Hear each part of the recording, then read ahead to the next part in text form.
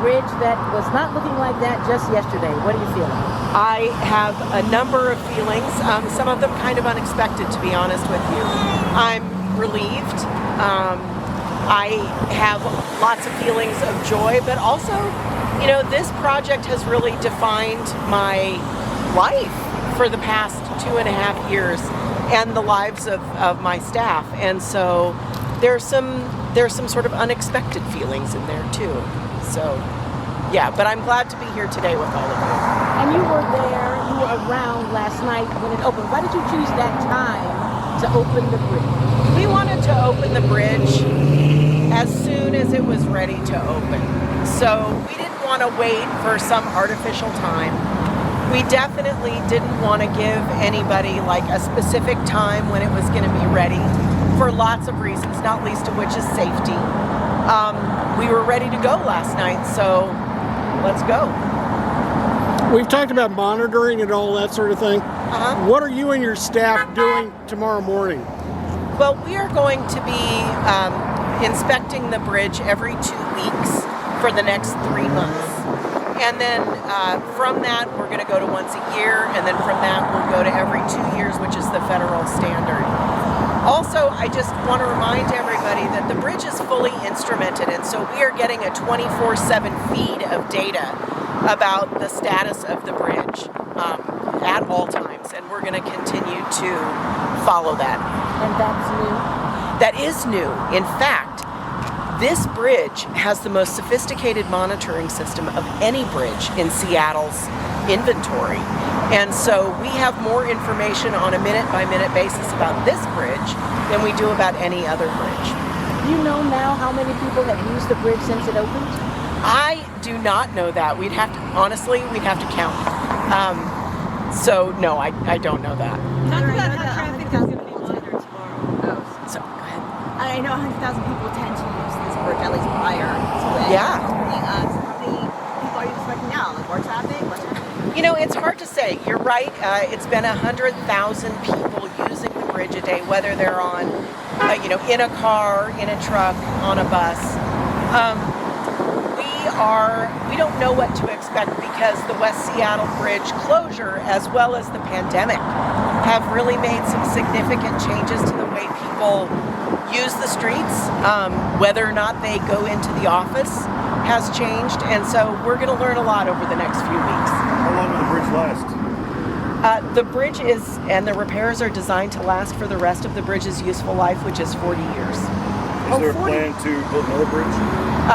Well, we've done a study to identify the right place for the new bridge to go because we know we'll have to replace it. And in order to be prepared in case the worst happens, we also have a set of 30% plans for a replacement bridge should that become necessary. Well, you said 40 years. Well, as you know, most roadways, we count the traffic every year or so. So we have cameras that are set up for the bridge. We're not going to count how many cars go across the bridge tomorrow. For traffic management purposes, what is more useful is trends over time. So we'll continue to watch and we'll continue to collect data on the West Seattle Bridge as we always have. What about patterns? What about what? The patterns, like if the signal timing is off, Yeah, so like I said, we have traffic cameras. For example, in this very intersection, we have traffic cameras. And so if the traffic engineers who are responsible for watching that in our Transportation Operations Center notice that there are certain backups or things aren't flowing appropriately, they will adjust signal timing to the new reality. As we do all over the city, all the time, every day. That's just part of our work. Sorry, Heather, as you know, when the bridge was built, they said it would last 75 years. They sure did. It's now 38. Yeah. Are you saying in 2 more years that's the life of the bridge? No. We expect this repair to last to the end of that 75 years, which is 40 more years. So Once the new bridge is starting to be built, how long will that take, and will the existing bridge be available during the build? You know, I don't know that yet since it's something that's not going to happen, and God willing, until 40 years in the future. We haven't planned all that out. we do have designs that enable us to keep one side of the bridge open, but it's really too soon to tell what traffic is going to look like and what mitigations are going to be necessary. I mean, you wouldn't have opened up this bridge again if you thought it wasn't safe. We would never open up a bridge that we did not believe to be safe for ordinary travel. So it's absolutely, we are convinced it's safe. All of the data that came in as we were load testing the bridge before we open it came in exactly as we expected. And so you are correct. We would not have opened a bridge that is unsafe. How much did it cost to repair it? The entire program has been about $75 million. That includes the repair of the high bridge, the repair of the low bridge, all of the mitigations that we've done in West Seattle, South Park, and Georgetown, as well as the communications efforts that we've made to keep people informed. The construction cost for the high bridge and the low bridge is about $66 million.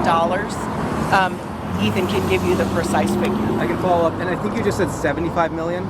Did. Did I? Yeah. So it's 175. But you're million. several million below that. Do you have a good sense yet of how far below you're going to be? We don't, Mike, because we're not done with the low bridge.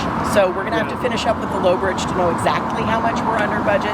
But we are trending under budget by a significant amount. And part of the reason of that, part of the reason for that is we had to identify the cost for the repairs as well as everything else way before we had done any planning, right? We didn't have the luxury of planning on this project. It was an emergency.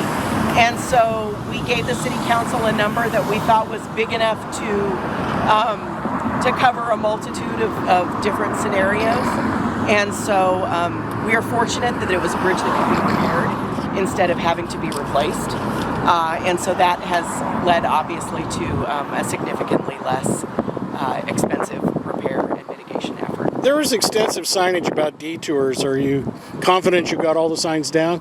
Not today. No, we actually have humans who work for us, and so that's going to take some time. I plan to drive the detour routes today to make sure that we got everything, but I hope people will let us know if they see a detour route sign that hasn't been removed, and B, give us about a week to get it all cleaned up. It's been 2 years.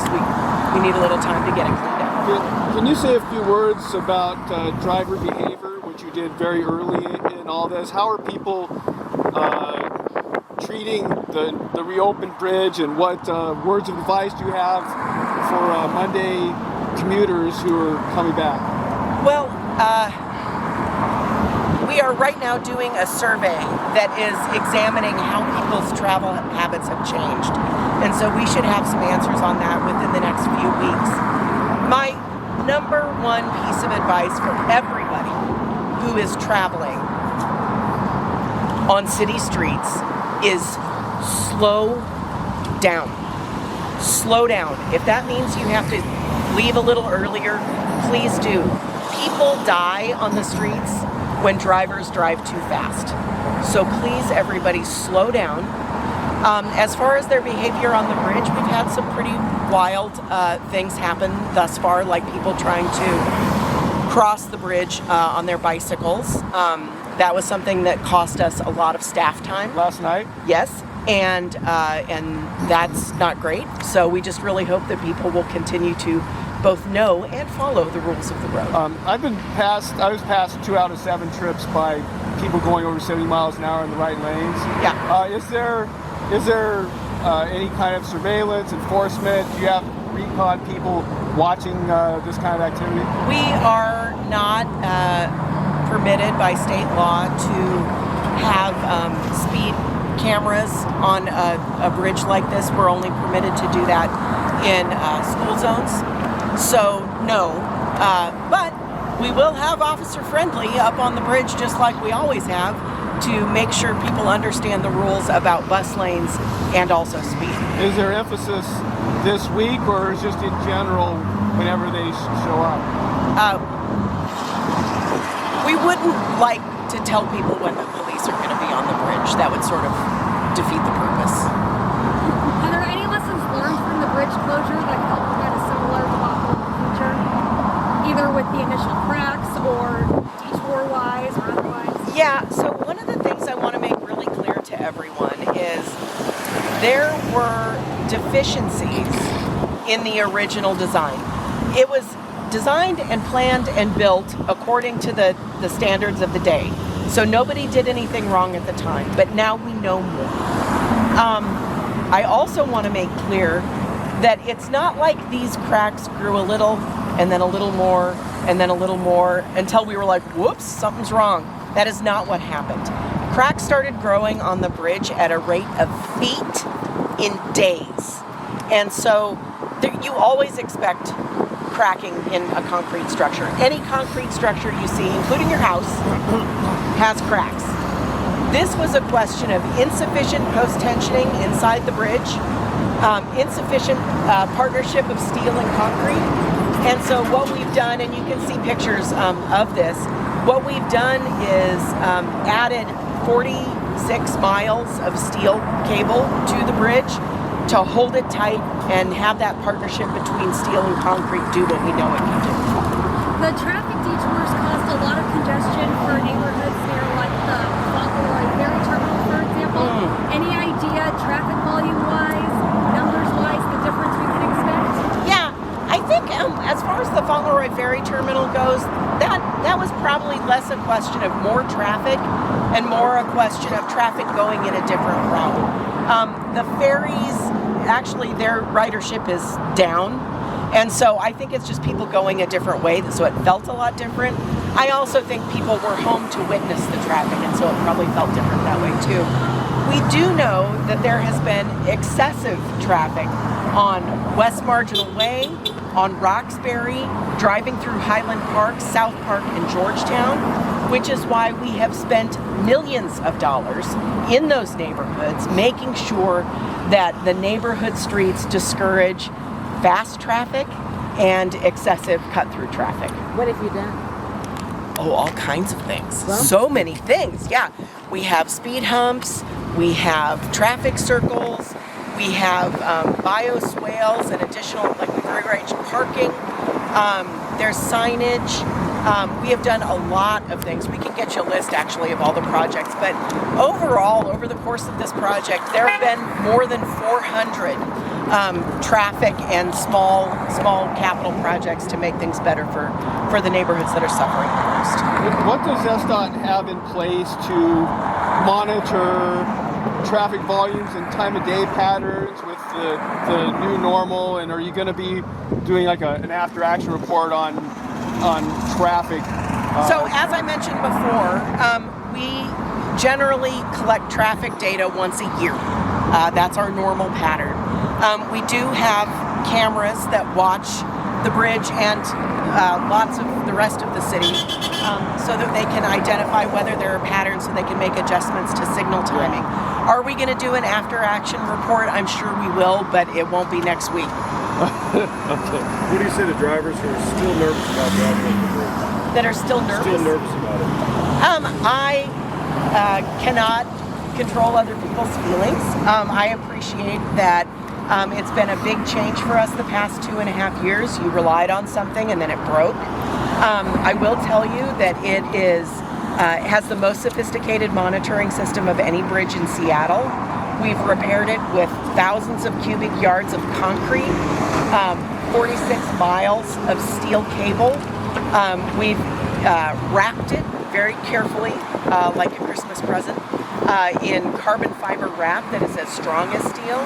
And so all the parts of the bridge now are working together in harmony to give us a bridge that it's really stronger than it was before. Nothing to worry about. Don't worry about it. Are there any additional, without getting too much into the weeds, are there any additional signs or markings that you need to follow up on to make the trip into West Seattle less confusing? There's an empty sign frame near the Harbor Island exit, for instance. Is there more work, more signage? There is a lot of work that remains to be done, both in removing detour signs and replacing signs that help. Like I said, we have humans working for us, and so it's going to take us about a week to get all of that squared away. If any of your watchers or readers notice that there's something that we've missed, please let us know at 684 Road.